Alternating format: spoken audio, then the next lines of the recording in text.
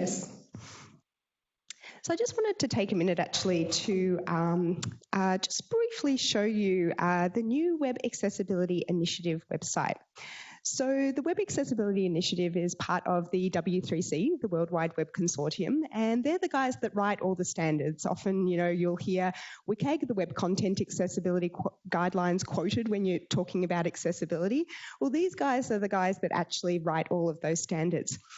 But just in the last week or so, they've actually released a new website.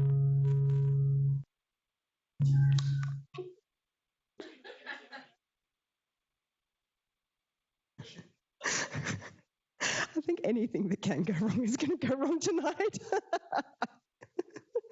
Okay, where was I? New Web Accessibility Initiative website. So has anyone visited the old Web Accessibility Initiative website? 15? No, maybe about 20 people.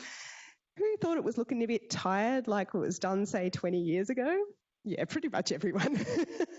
So we all knew it was kind of looking a bit tired. It was terribly hard to navigate. I don't think anyone had looked at the information architecture for probably that 20 years.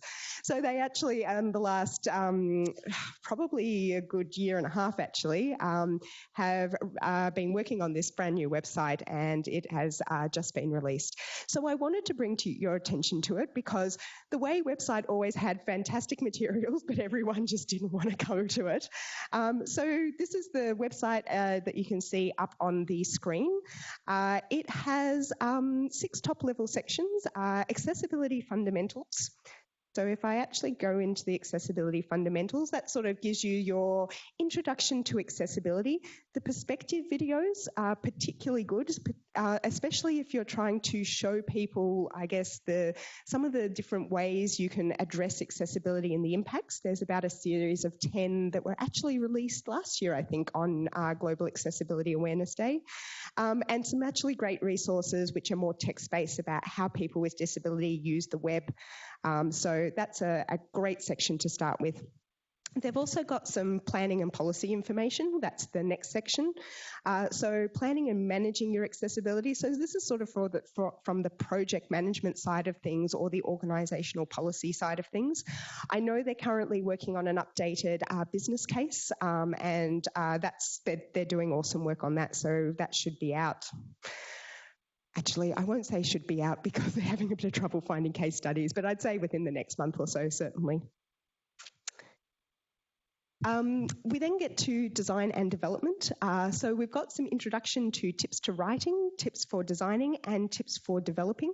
So if you're sort of starting out with any of those 3 roles or having people in your team start out, it's great to have a look at those. There's also a link off to the tutorials. If you haven't visited the tutorials, they sort of take you through step-by-step different topics. So things like carousels, although I'd actually rather people not use carousels for accessibility reasons, but that's a different thing. Page structure and navigation, they've got about 6 or 7, including forms as well.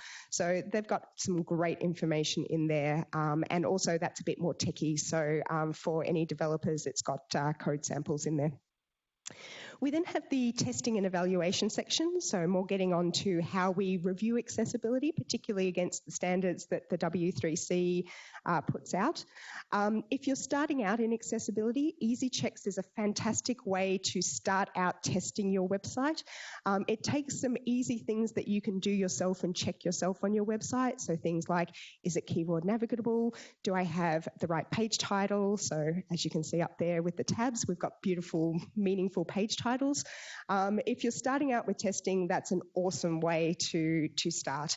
It then has some more detailed information about evaluation tools and also how you might do reporting on evaluation as well.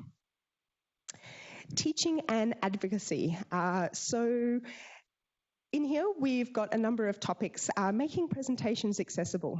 So when we accept presenters for A11Y Bytes, we actually give them a little cheat sheet just talking about what you should do to make your presentations more accessible. And some of that content has come from this resource. There's also the before and after demo, which essentially shows good or bad practice, good practice examples. So they're also very powerful sometimes to be using. And then lastly, standards and guidelines.